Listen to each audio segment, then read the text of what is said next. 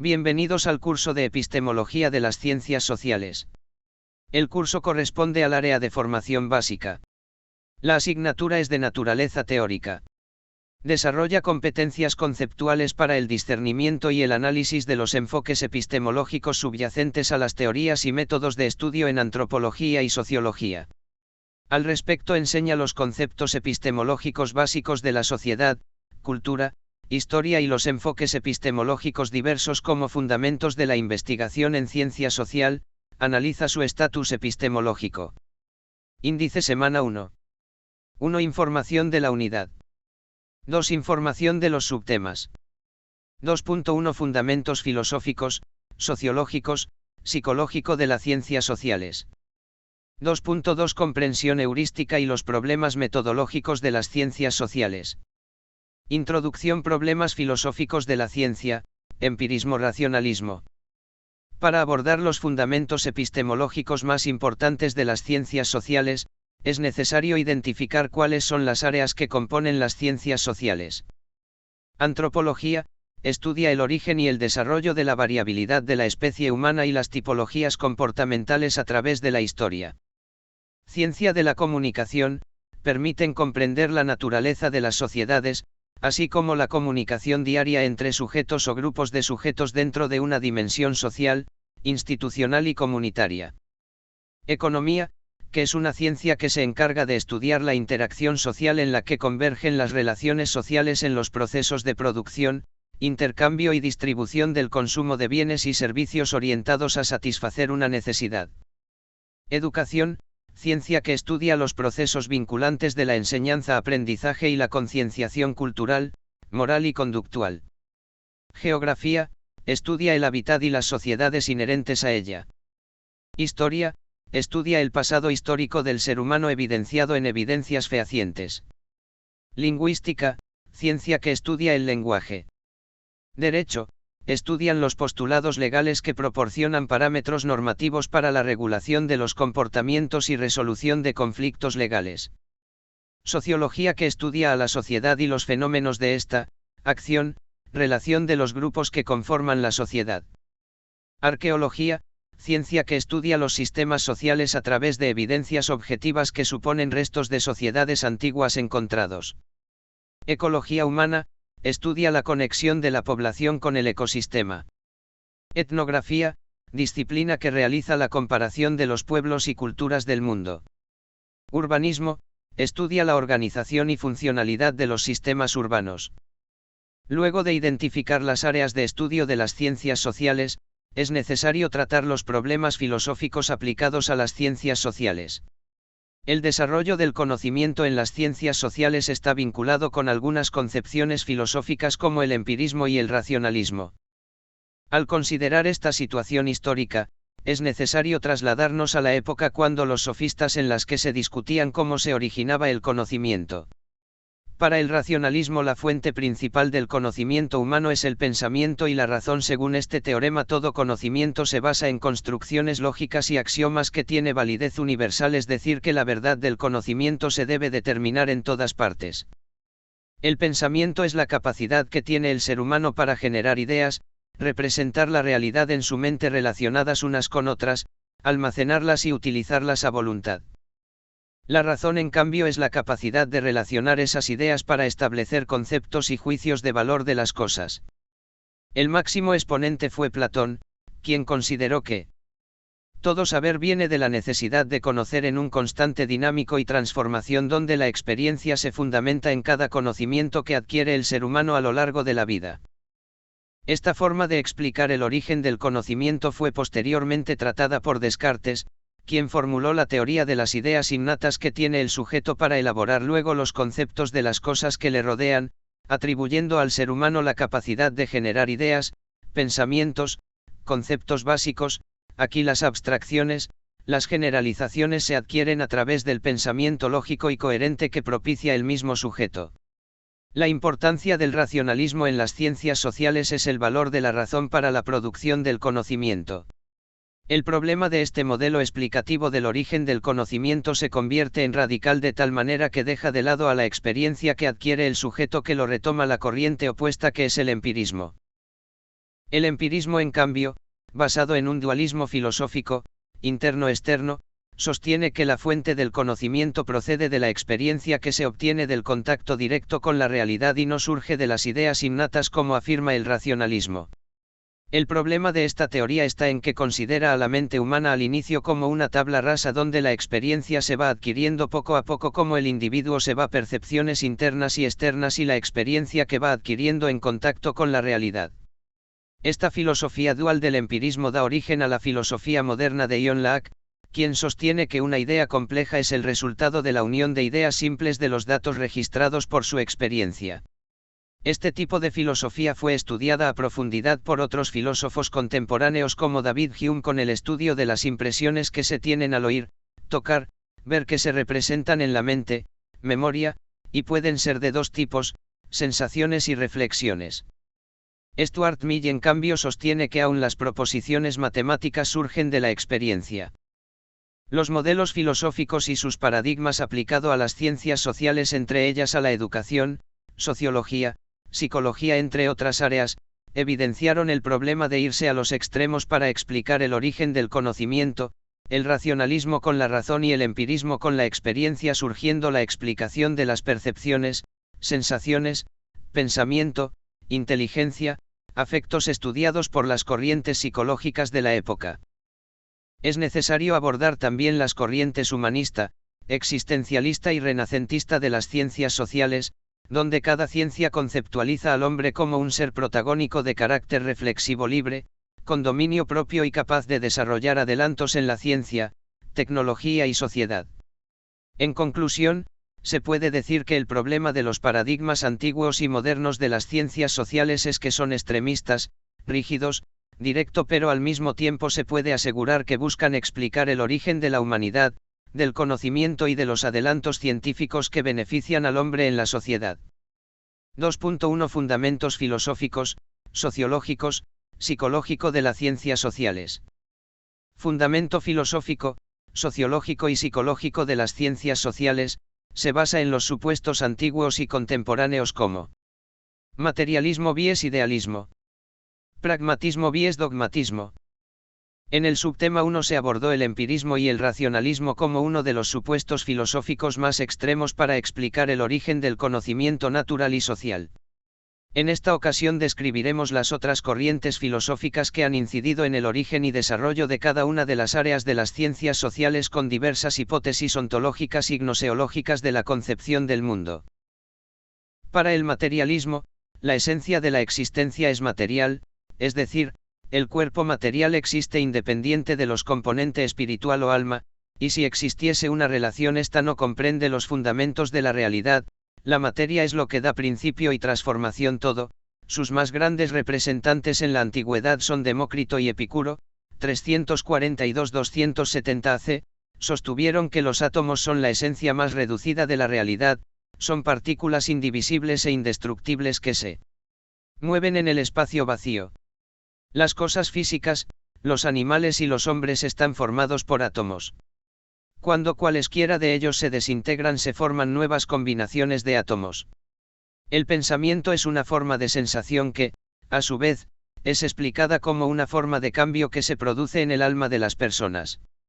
El alma resulta de la combinación de átomos que provienen de los objetos exteriores, los cuales entran al cuerpo a través de los sentidos.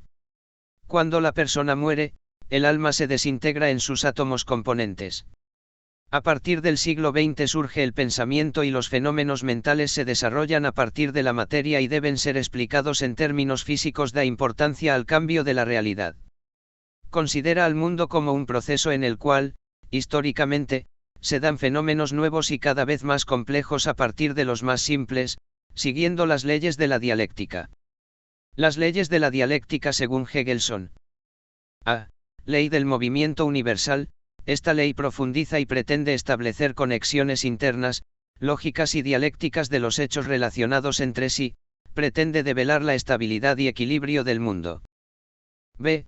Ley de la unidad y lucha contrario. La dialéctica define a los contrarios como la relación de integración plena y concreta y esta al mismo tiempo expresa exclusión activa. No solo es percibida como una constatación, sino que pretende comprender el enlace, la unidad, el movimiento que engendra los contrarios, que los opone, los hace chocar, los rompe y los supera. C. Ley de la unidad y lucha de contrarios en la sociedad, se evidencia en las contradicciones sociales, existiendo clase económicamente altas y clases empobrecidas. La ley de unidad y lucha de contrarios en la sociedad se manifiesta a través de las contradicciones sociales, ante la presencia de clases acomodadas y clases empobrecidas, de incluidos y excluidos, de dominantes y dominados. D. Ley de los saltos cualitativos, la transformación de la cantidad en calidad y viceversa. Esta ley manifiesta que, si ciertos cambios cuantitativos se mantienen dentro de una medida, no producen efectos mayores, es decir, casi no se observan, pero cuando se acumulan cambios cuantitativos y estos rebasan ciertos límites, entonces surge un cambio cualitativo y esa cantidad se convierte en calidad. A la inversa, los cambios cualitativos conducen a cambios cuantitativos. Lo que sucede con la tecnología es el mejor ejemplo. Los periódicos que se producen en las modernas rotativas digitalizadas de hoy permiten comprender cómo el cambio de calidad aumenta la cantidad, a los miles, mientras los primeros tirajes se contaban apenas por miles. Es así como la cantidad se convierte en calidad y viceversa. Ley del desarrollo en espiral o ley de la negación de la negación. Esta ley conocida también como de superación porque explica el surgimiento de lo nuevo, así como la ley de las transformaciones explica el proceso de los cambios y la ley de la contradicción la fuente de los mismos. Esta ley da cuenta de un movimiento envolvente que implica elementos disímiles que a través de un proceso de superaciones, negaciones, da lugar a un fenómeno más elevado de contenido positivo que se separa y se libera en y por el conflicto. Entre la materia orgánica y la inorgánica, es decir, entre la vida y la materia sin vida o entre el hombre y las rocas, por ejemplo, no existe una absoluta discontinuidad, sino un salto dialéctico porque la vida no anula a la materia no viviente, por el contrario, la envuelve en sí y la profundiza. Los seres vivos también tienen su química, solo que ésta aparece más rica, compleja y vasta que la química de la materia inerte. El materialismo fiscalista es otra corriente que postula que todo deber ser verificado para cobrar credibilidad. Ciencias como la psicología se han visto afectada directamente por esta corriente que han optado como objeto de estudio de la psicología a la conducta observable, es decir, usa la razón y la experiencia para conocer la verdad. Se opone al conocimiento natural, religioso o espiritual, desconociendo que la ciencia también viene de Dios. El pragmatismo enfatiza en la acción y la interacción como evento primordial por encima de la filosofía del pensamiento y del traspaso de la información de persona a persona o de comunidades a otras, representada por el dogmatismo. Si bien el dogmatismo se encuentra presente en las sociedades actuales, el pragmatismo va ganando terreno gracias al desarrollo de las tecnologías, que permiten acceder a la información y a las investigaciones científicas actuales. 2.2 Comprensión heurística y los problemas metodológicos de las ciencias sociales. Concepto de heurística, identificación de los problemas metodológicos de las ciencias sociales. La heurística es el método de las ciencias sociales para aumentar el conocimiento a través de una serie de métodos que permiten resolver problemas. La invención es características de los seres humanos que es la expresión de la creatividad de la innovación entre otras capacidades que tienen los seres humanos. Esta metodología se basa en el pensamiento divergente, en el pensamiento crítico, en el desarrollo de estrategias, habilidades para resolver problemas desde su propia experiencia. La heurística supone el análisis de las ideas almacenadas en el sistema de memoria del individuo, de las investigaciones realizadas y de las experiencias vividas. La heurística se relaciona con la toma de decisiones y la resolución de problemas. Esto no asegura la respuesta o decisión sea la más acertada. La heurística científica pretende ser una base investigativa para aplicar en todas las áreas de las ciencias sociales, con la finalidad de resolverlas. Establecen sugerencias para encontrar la solución idónea al problema. Reglas heurísticas son las que señalan los medios para resolver el problema. Estrategias heurísticas son aquellas que permiten organizar los materiales o recursos compilados que contribuyen a la búsqueda de la solución del problema. En conclusión, la heurística es un método que permite la comprensión de todas las ciencias y resolver los casos más específicos de cada una de ellas, como por ejemplo la psicología, para comprender el comportamiento humano en todos los contextos que éste se encuentra. Índice semana 2. 1. Información de la unidad. 2. Información de los subtemas. 2.1 Enfoque y etapas de la filosofía de la ciencia y de las ciencias sociales. 2.2 Primera etapa Las perspectivas de las ciencias, Otto Neurath y Karl Popper. 2.3 Segunda etapa Explicación científica de las ciencias sociales, respuestas a la objetividad del conocimiento social de Hans-Georg Gadamer y Jürgen Habermas de las ciencias sociales. 1. Información de la unidad.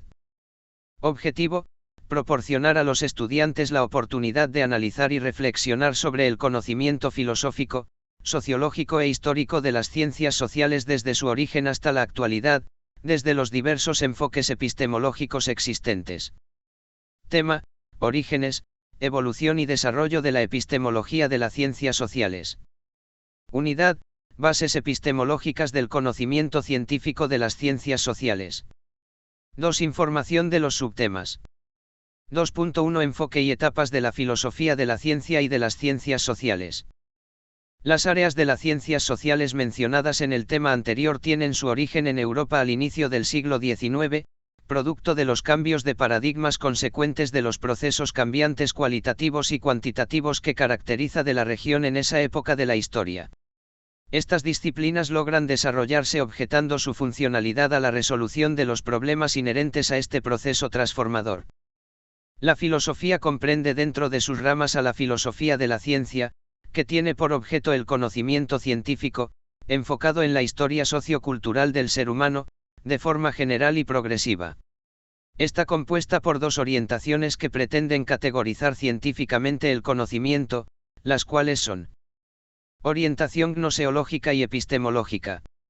Tiene como objetivo conseguir que los términos científicos complejos sean esclarecidos y acomodados al entendimiento general de la colectividad, con el propósito de ser popularizados y que sean de fácil acceso. Orientación taxonómica. Categoriza a las disciplinas y los diferentes saberes científicos y cómo, a través de sus metodologías particulares, van desarrollándose y enriqueciéndose. Al integrar lo relacionado con la filosofía de la ciencia y las ciencias sociales, se ha reducido a manera de concepto, como el estudio de la lógica y del método científico. Particularidades de las ciencias sociales. Esta interacción del sujeto frente al objeto social, supone una dicotomía, donde el sujeto es parte activa del objeto el cual lo transforma y al mismo tiempo es transformado. Esto en la práctica podría resultar confuso. Ejemplo de esto: la subida de precios de algún servicio público, podría ser causado por la incorporación de impuestos dirigido a mitigar a algún desastre natural. Esta subida supone la reestructuración y estabilidad de la calidad de vida por un lado, pero al mismo tiempo la disminución de recurso por otro, es decir, el sujeto ha transformado la realidad pagando impuesto, pero al mismo tiempo esta realidad social lo transforma, al poseer menos capacidad para acceder y adquirir recurso. El análisis y la conjetura reflexiva de la epistemología de las ciencias sociales es de gran importancia. Esta permite conocer cómo el saber científico ha ido evolucionando desde las ideas filosóficas hasta las atribuciones científicas a través de los recursos metodológicos. Al mismo tiempo constata que se cumplan los parámetros, fundamentos, procesos y finalidad en la sociedad y en la cultura, donde el sujeto y los objetos sociales son los protagonistas principales. 2.2 Primera etapa Las perspectivas de las ciencias, Otto Neurath y Karl Popper. En el siglo XX, el considerado filósofo analítico, Karl R. Popper, hace un análisis prioritario de los conceptos, de la lógica y del origen del conocimiento de las teorías científicas. Su aporte a esta asignatura se encuentra en su trabajo que se podría denominar La lógica de las ciencias sociales. En esta tesis él postula que el conocimiento es sistemático y dicotómico, lo conocido y lo no conocido, verdad y la ignorancia. Esto se interpreta en la relación entre lo que uno cree que sabe frente a lo que falta por conocer. Cuando el sujeto es consciente de esto, se crea un problema que es más complejo que lo que comúnmente se observa. Aquí nace la composición entre conocimiento subjetivo e ignorancia del objeto. Esto supone la verdadera esencia del estudio de las ciencias sociales. Popper nombra esto como tradicionales intelectuales, de primer orden y de segundo orden. Las de primer orden son tradiciones concretas productos de creencias arraigadas en la sociedad que no siempre supone una creencia racional. Estas dan origen a las de segundo orden que tratan de justificar mediante un racionalismo crítico, que intenta anteponer el juicio razonable ante el dogmatismo. Ejemplo de esto sería, las personas de una comunidad que siempre han tenido una creencia sobre cómo festejar una fecha conmemorativa, no supone ningún problema, hasta que surge un interés contrario que podría irrumpir en las costumbres de unos, pero no en otros. Siendo más concretos y tomado un ejemplo Ecuador, lo que sucede el 31 de octubre, unos celebran Halloween aunque el verdadero significado celebrativo en nuestro país es el Día del Escudo, que hace años. Otto Neurath, filósofo que dedicó sus estudios a las ciencias sociales y la política, era un filósofo político. En las aportaciones que podríamos mencionar con respecto a las ciencias sociales fueron sus trabajos en el ámbito de la educación por medio visuales de fácil interpretación, método de Viena de educación visual. Otras aportaciones fueron, la liberación moral y el socialismo.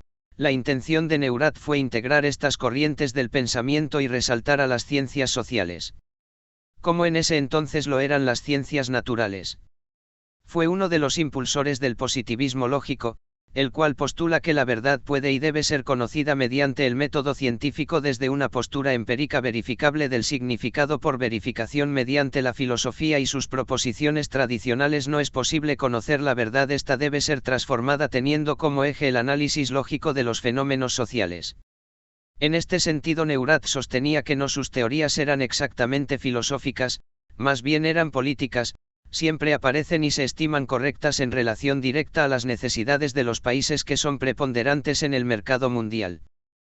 2.3 Segunda etapa: explicación científica de las ciencias sociales, respuestas a la objetividad del conocimiento social de Hans-Georg Gadamer y Jürgen Habermas de las ciencias sociales.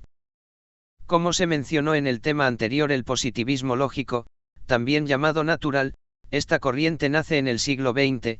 Este realismo científico que pretende buscar la verdad del mundo objetable tiene como característica, la verdad está ligada al observador. Las teorías científicas bien elaboradas proporcionan la verdad del objeto. Los postulados científicos deben ser capaces de interpretar la realidad, explicar lo no observable. La verdad debe estar basada en nuestros postulados sobre la realidad. Las teorías del pasado son insuficientes para explicar la realidad actual. Hans Gadamer explicó que la realidad está basada en la interpretación de las cosas. Basó su teoría en la hermenéutica, que comprende la búsqueda de la verdad por medio de la expresión lingüística eficiente. Este término hermenéutica se origina del latín sermo, haciendo referencia a Hermes, considerado mensajeros de los dioses. Gadamer sostiene que la interpretación de la realidad está intermediada por el lenguaje comprensivo y expresivo. Su obra más representativa fue la teoría de la acción comunitaria. Un ejemplo de sus postulados basados en las ciencias sociales, estaría en la interpretación que dan los ciudadanos de una consulta popular o de una lección de dignidades, donde los que tienen acceso a la información veraz tendrán mayor criterio para decidir de forma más objetiva. Para variados autores, Gadamer unificó los postulados fenomenológicos que indican que se debe estudiar el mundo objetable mediante las manifestaciones observables en una teoría materialista y evolutiva social, es decir, los patrones midavals culturales y lingüísticos, lo que los sujetos hacen y dicen frente a un fenómeno social.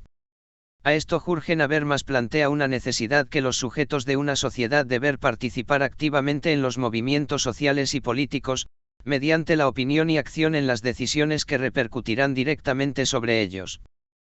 Jürgen Habermas, nacido en Alemania en 1929, es uno de los más grandes representantes de la Escuela de Frankfurt, expositor de la teoría crítica, basada en la obra La teoría de la acción comunicativa. Dicho de otro modo, esta teoría postula de forma alegórica, tres formas de representar el mundo. En primer lugar, el mundo objetivo representado por el positivismo lógico. En segundo lugar, el mundo subjetivo representado por el entendimiento lingüístico. En tercer lugar, el mundo de la región intersubjetiva dada por el análisis que el sujeto hace de la sociedad, enfocado desde un racionalismo crítico. La combinación de estas tres representaciones da origen al mundo de la vida, que es la representación subjetiva del individuo de su realidad histórica cultural. Para entender la teoría de acción comunicativa plantearemos el siguiente ejemplo: dentro de las sociedades existen conflictos muy particulares dependiendo de la cultura, la región y la historia. En el Ecuador uno de los problemas más relevantes a nivel sociedad es la corrupción, lo que no sucede en países como Nueva Zelanda o Dinamarca. Este calificativo de corrupto es la suma de la interacción entre el sujeto y la sociedad a lo largo de la histórica cultural.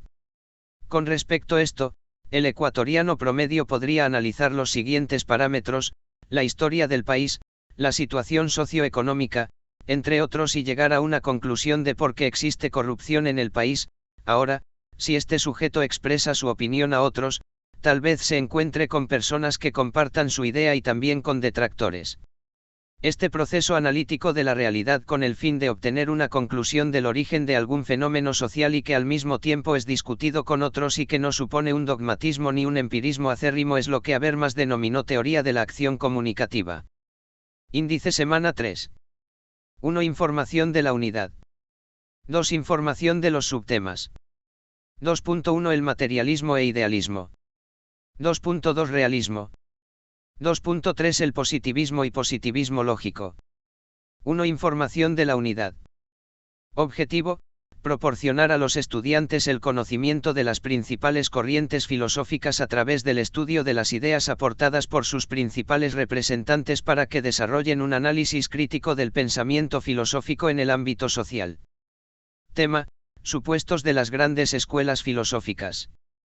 Unidad: bases epistemológicas del conocimiento científico de las ciencias sociales. 2. Información de los subtemas.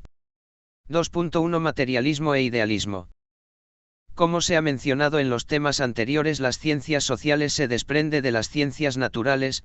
A diferencia de estas, el objeto de estudio de las ciencias sociales no supone objetividad, por lo que una de sus principales necesidades desde su aparición ha sido formular leyes universales para abordar su problemática. Al ser el objeto de estudio el ser humano y su interacción con el medio, queda a nivel de relativismo toda ley que se plantee. Para darle objetividad al sujeto se han planteado a lo largo de la historia enfoques de análisis. En este tema desglosaremos más a profundidad sobre la temática del materialismo y del idealismo.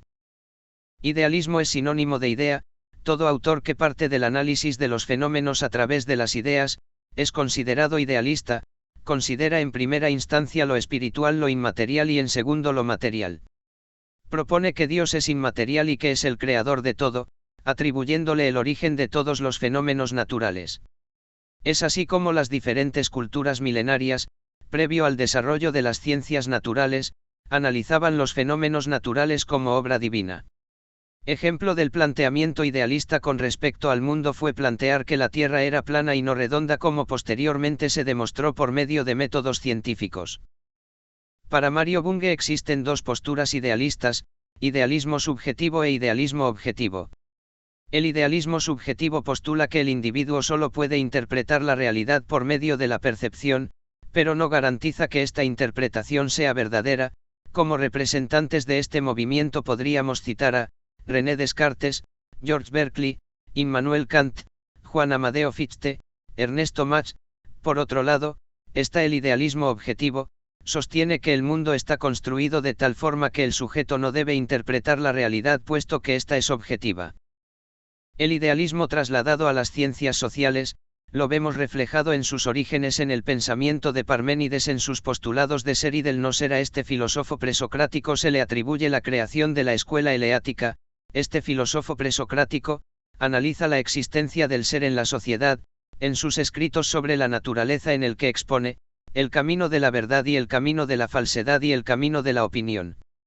La vía de la verdad explica cómo el sujeto posee la capacidad de adquirir conocimiento, por medio del análisis del ser, mientras que la opinión se centra en la percepción que ingresa a través de los sentidos.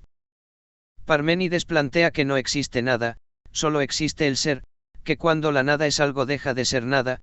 Esto hace referencia a que todos somos uno y pertenecemos a la misma materia de origen.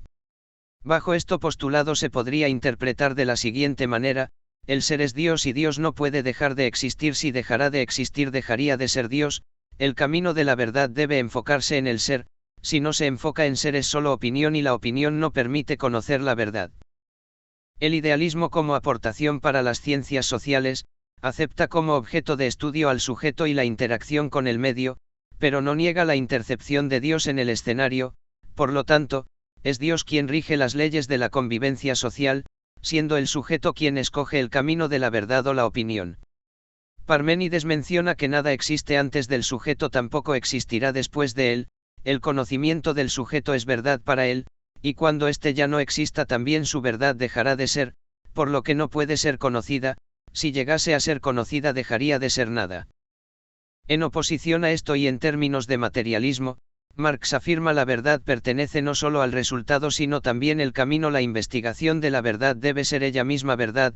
Esto se interpreta, que el camino también interesa y es necesario para alcanzar la verdad, es decir, la metodología y la justificación de los medios para alcanzar esta verdad. El idealismo en contraposición a esto citaría las palabras de Jesucristo: yo soy el camino, la verdad y la vida, nadie viene al Padre si no es por mí. Juan 14, 6. Este objetivo, métodos que en el idealismo quedan reducidos a el análisis de lo intangible o también llamado fe.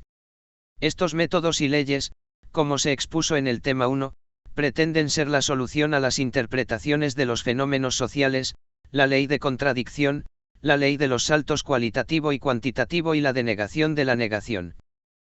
El materialismo surge desde una concepción metafísica, que pretendía refutar las creencias un ser todopoderoso creador de todo. En el siglo XVIII, se crean nuevas corrientes, entre ellas el materialismo metodológico, que inclina su balanza para llegar a verdad a lo netamente observable, y el materialismo psicofísico, que considera el análisis de los fenómenos psíquicos por medio de las técnicas fisiológicas. Otras aportaciones son las que se derivan del marxismo, como lo son el materialismo histórico y materialismo dialéctico, que rechazan toda intervención debida de los aspectos sociales y culturales. Por otro lado, el materialismo también tiene tonos de moralidad. Según el epicureísmo, la verdad está en el placer corpóreo. En la Edad Moderna, Descartes retira el componente espiritual de la materia y considera que las causales de análisis deben ser representadas con dimensiones matemáticas. Por otro lado, Hobbes en su Tratado del Cuerpo manifiesta que la realidad puede ser conocida analizando los cuerpos y clasifica este análisis en estudio de los cuerpos naturales o filosofía natural y estudio de los cuerpos artificiales o filosofía civil. Pierre Gassendi en cambio refutó las teorías de Descartes, diciendo que existe espacio y tiempo independientemente de ser pensada. Resume los fenómenos del mundo como un conjunto de moléculas que interactúan en espacio y tiempo y son receptados por los sentidos. Esto, citando a Epicuro, manifiesta su sesgo materialista, aunque considera dos tipos de alma, la material y la racional, aunque no detalló con exactitud esta teoría.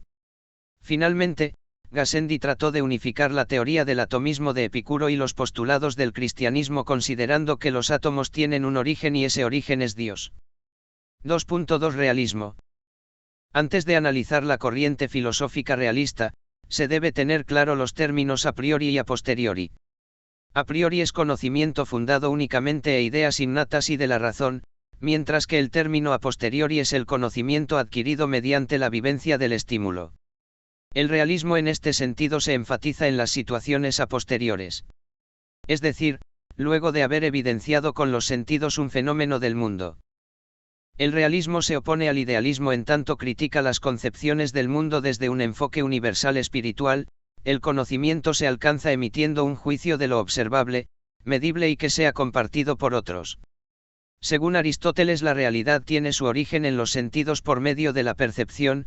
Por esta razón la realidad debe ser material e inteligible para que pueda ser compartida. Aristóteles explica la percepción mediante que del objeto percibido y a través de un medium, llega al órgano, y en la que se reside la forma sensible del objeto sin materia.